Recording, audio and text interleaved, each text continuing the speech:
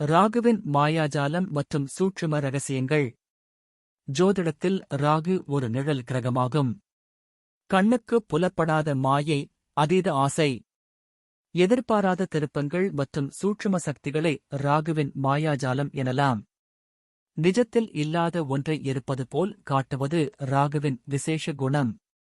ராகு நினைத்தால் ஒருவரை சாதாரண நிலையில் இருந்து அரியாசனத்தில் அமர வைத்து உலக புகழடையச் செய்யும். எதிர்பாராத லாபம், வெளிநாட்டு பயணம் மற்றும் புதிய தொழில்நுட்ப வாய்ப்புகளை தருவார். மாந்திரீகம், ஜோதிடம், ஆன்மீக ரகசியங்கள் மற்றும் மாய வித்தைகளில் அதீத ஈர்ப்பை உருவாக்குவார். சமூகத்தின் வழக்கமான கட்டுப்பாடுகளை தகர்த்து புதுமையான வழிகளில் சிந்திக்க வைக்கும் ஆற்றல் ராகுவுக்கு உண்டு. ராகுவின் மாயை வலுவாக இருக்கும்போது எது நிஜம் எது பொய் என புரிந்து கொள்ள முடியாத குழப்பங்கள் ஏற்படும். ஜோதிடத்தில் ராகு எந்த கிரகத்தின் வீட்டில் இருக்கிறாரோ அந்த கிரகத்தின் பலன்களை பல மடங்கு பெருக்கித் தருவார். அதே சமயம் ராகுவின் பிடியில் சிக்குபவர்கள் அதீத பேராசை மற்றும் மாயைகளில் இருந்து விடுபட ஆன்மீகத்தில் நாட்டம் கொள்ள வேண்டும். விருச்சிக ராசியில் உச்ச பலமும் ரிஷபத்தில் நீச்ச பலமும் உடையவர் என்று பொதுவாக கூறப்படுகிறது. இந்த நீச்சபலம் உச்ச பலத்தை சில ஜோதிடர்கள் ஏற்றுக்கொள்வதில்லை. எந்த ராசியில் இருக்கிறதோ அந்த ராசியின் அமைப்பில் இயங்கும் என்பார்கள். மேஷம், கடகம், சிம்மம், கும்பம் முதலிய ராசிகள் பகை ராசிகள். கன்னி, துலாம், தனுசு, மகரம், மீனம் நட்பு ராசிகள். ராகுக்கு பார்வை இல்லை என்று ஒரு கட்சி, பார்வை உண்டு என்று ஒரு கட்சி. அதிலும் எந்தெந்த பார்வை என்பதிலும் வித்தியாசம் உண்டு. சிலர் 3, 6, 7, 11 ஆகிய இடங்களை பார்ப்பவர் என்பார்கள். மற்ற கிரகங்களுக்கு நேர் அமைப்பில் பார்வைகளை கணக்கிட வேண்டும். ஆனால் ராகு கேதுவுக்கு எதிர்ப்புறமாக கணக்கிட வேண்டும். பரம ஏழையாக இருந்து ஒருவனை திடீர் உச்சாணிக் கொம்பில் ஏற்றும் வல்லமை ஒருவருக்கு உண்டு என்றால் அது ராகுதான். திருவாதிரை, சுவாதி, சதயம் ஆகிய நட்சத்திரங்கள் ராகுவிற்கு உரிய நட்சத்திரங்கள். ராகுவுக்குரிய இந்த 3 நட்சத்திரங்களும் அற்புதமானவை, ஆன்மீகமானவை. குறிப்பாக திரு என்ற அடைமொழியோடு 2 நட்சத்திரங்கள்தான் இருக்கின்றன. ஒன்று சந்திரனுக்குரிய திருவோணம், இன்னொன்று ராகுவுக்கு உரிய திருவாதிரை. ராகு இருள் கிரகமாக இருந்தாலும் ராகுவின் நட்சத்திரமான திருவாதிரை ஒளிமிகுந்த நட்சத்திரம். அலகில் சோதியன் என்று சொல்லப்படுகின்ற ஜோதி வடிவான சிவபெருமானுக்கு உரிய நட்சத்திரம். இந்த நட்சத்திரத்தில்தான் ராமானுஜர் அவதரித்தார். அதைப்போலவே சுவாதி நட்சத்திரம் மகாலட்சுமிக்குரிய துலா ராசியில் அமைந்துள்ள நட்சத்திரம். மேதைகளாக திகழ்வார்கள். இந்த நட்சத்திரத்தில்தான் பெரியாழ்வார் அவதரித்தார். கருடனுடைய நட்சத்திரமும் இதுதான்.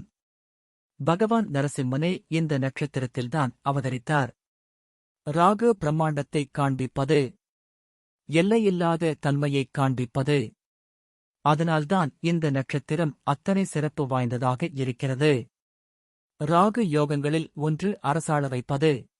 ராகுவின் இன்னொரு நட்சத்திரமான சதய நட்சத்திரம் அற்புதமானது. அது சனியின் வீடான கும்ப ராசியில் அமைந்துள்ளது. இந்த சதயத்தில் பிறந்து அகில உலகத்தை எல்லாம் ஆண்டவன் ராஜராஜ சோழன். இந்த அடிப்படையில் ராகு ஒருவரை நினைக்க முடியாத அளவுக்கு உயர்த்தக்கூடிய வல்லமை வாய்ந்தவர். அதற்கான நட்சத்திரங்களை தம்பசம் வைத்திருப்பவர் என்பது தெரிய வருகிறது. பொதுவாகவே வெளிநாட்டு யோகம் ஒரு ஜாதகத்தில் இருக்கிறதா என்று பார்க்க வேண்டும் என்றால் ராகுவின் நிலையை பார்த்துச் சொல்வார்கள். சனியின் தன்மையை உடையவர் சசிவத் ராகு என்பதால் சனிக்கு உரிய அத்தனை பலன்களையும் ராகு தருவார் என்பார்கள். ராகு பாவ கிரகம் என்று சொல்லப்பட்டாலும் யோக கிரகமாக பெரும்பாலான ஜாதகங்களில் செயல்படுவது உண்டு. சிலருக்கு ராஜ யோகத்தையும் கோடீஸ்வர யோகத்தையும் அள்ளித் தருவார். ராகு மகாதிசையில் மந்திரி மற்றும் உயர் பதவிகளில் வாய்ப்பையும் அள்ளித் தருவார். வாழ்க்கையில் சிரமப்பட்டுக் கொண்டிருக்கும் ஒருவருக்கு ராகு மகாதிசையில் திடீர் ராஜயோகங்கள் ஏற்படும். விபரீத ராஜயோகம். நீசபங்க ராஜயோகம் ஏற்பட்டு அதன் மூலம் திடீர் கோடீஸ்வரர் ஆகிவிடுவார். பெரும்பாலான நடிகர்கள் ஜாதகங்களில் அவர்கள் மிகப்பெரிய ஏற்றத்தை ராகு திசையில் அடைந்திருப்பதை அவர்கள் ஜாதகங்களில் காணலாம். சினிமா தொழிலுக்கு சுக்கிரனையும் ராகுவையும் பார்க்க வேண்டும். பொதுவாக ராகு பகவான் பூர்வ புண்ணிய அதிபதி சாரம் பெற்று அந்த வீட்டின் அதிபதி ஆட்சி உச்சம் பெற்றால் ராஜயோக பலனை ஏற்படுத்துவார். அதேபோல் மிதுனம், துலாம், கும்பம் ஆகிய வீட்டில் சுயசாரம் பெற்று அந்த வீட்டின் அதிபதி ஆட்சி உச்சம் பெற்றால் ராஜயோக பலனை தருவார். ராகு பகவான் லக்ன கேந்திரத்தில் அமர்ந்து அந்த வீட்டின் அதிபதி ஆட்சி உச்சம் பெற்றாலும் ராஜயோக பலனை ஏற்படுத்துவார். அனைத்து கிரகங்களும் ராகு கேதுவிற்குள் அமர்ந்தால் காலசர்ப்ப யோகம் உண்டாகும். அதாவது ராகு பகவான் ரிஷபம், மிதுனம், கன்னி, துலாம், கும்பம் ஆகிய நட்பு வீடுகளில் ராகு அமர்ந்து அதற்கு அடுத்தடுத்த வீடுகளில் கிரகங்கள் அமர்ந்தால் காலசர்ப்ப யோகம் உண்டாகும்.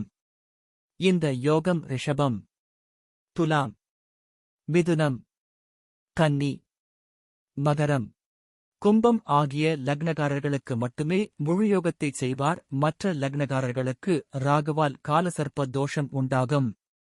ஒருவருக்கு ராகு திசை மொத்தம் 18 வருடங்கள் நடைபெறும். ராகு நின்ற வீட்டதிபதியின் நிலையைக் கொண்டே ராகு அதன் பலனை தருவார். ராகு பகவான் பலமாக அமையப் பெற்று குழந்தை பருவத்தில் திசை நடைபெற்றால் நல்ல உடல் ஆரோக்கியம், சுறுசுறுப்பாக இருக்கக்கூடிய ஆற்றல் உண்டாகும். உதாரணமாக கும்ப லக்கினம் 3 ராகு 10 வயது முதல் 28 வயது வரை ராகு திசை. மிகச்சிறந்த உடல் பயிற்சி ஆசிரியராக இருக்கிறார். இன்னொரு ஜாதகம் கன்னி லக்கணம் 4 சூரியன் ராகு. ரோகிணியில் பிறந்த இவருக்கு 5 வயது வரை சந்திர தசை, பின் 7 ஆண்டு செவ்வாய் தசை, பின் 18 ஆண்டுகள் ராகு தசை. வாழ்க்கையில் செட்டில் ஆகஸ்டிவிடவில்லை.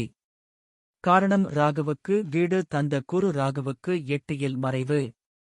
இளம் பருவத்தில் ராகு திசை நடைபெற்றால் கல்வியில் மேன்மை, நல்ல அறிவாற்றல், புத்தி கூர்மை மூலம் தன சேர்க்கை உண்டாகும். மேஷம், ரிஷபம், கடகம், கன்னி, மகரம் ஆகிய ராசிகளில் ராகு அமர்ந்து அந்த ராகுவுக்கு கேந்திரங்களில் ஒரு கேந்திரம் கூட பாக்கியமில்லாமல் வேறு கிரகங்கள் அமர்ந்திருந்தால் அது பர்வத யோகம் எனப்படும். இந்த ராஜயோகத்தில் பிறந்த ஜாதகர் மிகப்பெரிய கோடீஸ்வர யோகம் அடைவார். ஜாதக அலங்காரத்தில் சொல்லப்பட்ட மேஷம், ரிஷபம், கடகம், கன்னி, மகரம் ஆகிய இடங்களில் ராகு அமர்ந்து 1, 4, 7, 10 கிரகங்கள் இருந்தாலும் தன்னுடைய ராகு திசையில் மிகப்பெரிய ராஜயோகத்தை அள்ளித்தருவார். நடுத்தர வயதில் ராகு திசை யோகமாக நடைபெற்றால் எதிர்பாராத பணம் சேரும். புதிய வாய்ப்புகள் தேடி வரும். முதுமை பருவத்தில் ராகு வரலாம். யோகமாக இருக்க வேண்டும். அப்படி நடைபெற்றால் வசதி வாய்ப்புகள், எதிர்பாராத பணவசதி உண்டாகும். ஒருவர் பிறந்த ஜாதகத்தில் ராகு பகவான் சுபத்துவமடைந்து 6, 8 மற்றும் 12ஆம் அதிபதிகள் சாரம் பெற்று குரு அல்லது சுக்கிரனால் பார்க்கப்பட்டாலும் யோகம் உண்டாகும்.